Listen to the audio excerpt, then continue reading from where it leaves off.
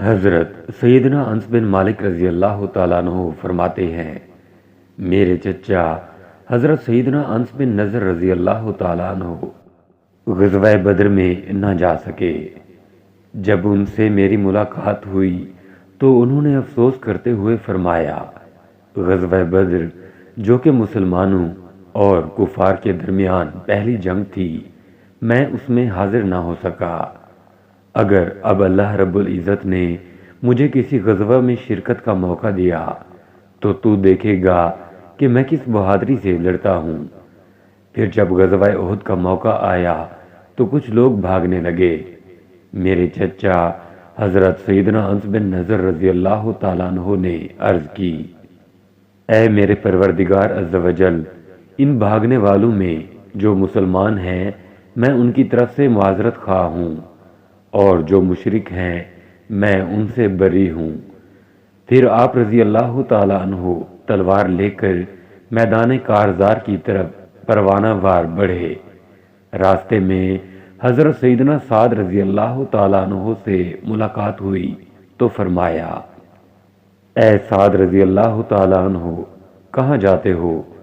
اس پاک پروردگار عز و جل کی قسم جس کے قبضہ قدرت میں میری جان ہے، میں احد پہاڑ کے قریب جنت کی خوشبو محسوس کر رہا ہوں۔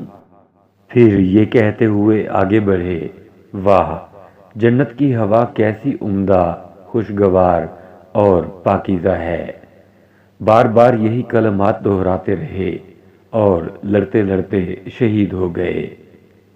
حضرت سیدنا سعد رضی اللہ تعالیٰ عنہ فرماتے ہیں، جیسا کارنامہ انہوں نے سر انجام دیا ہم ایسا نہیں کر سکتے۔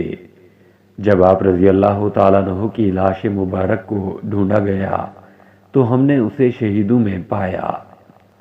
آپ رضی اللہ تعالیٰ عنہ کے جسم مبارک پر تیروں، تلواروں اور نیزوں کے 80 سے زائد زخم تھے، اور آپ رضی اللہ تعالیٰ عنہ کے اعضاء جگہ جگہ سے کاٹ دیے گئے تھے۔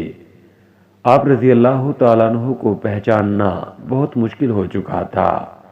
پھر آپ رضی اللہ تعالیٰ عنہ کی ہمشیرہ نے آپ رضی اللہ تعالیٰ عنہ کو انگلیوں کے نشانات سے پہچانا۔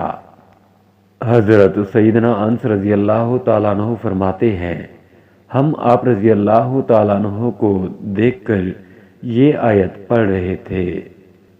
ترجمہ: مسلمانوں میں کچھ وہ مرد ہیں جنہوں نے سچا کر دیا جو عہد اللہ سے کیا تھا۔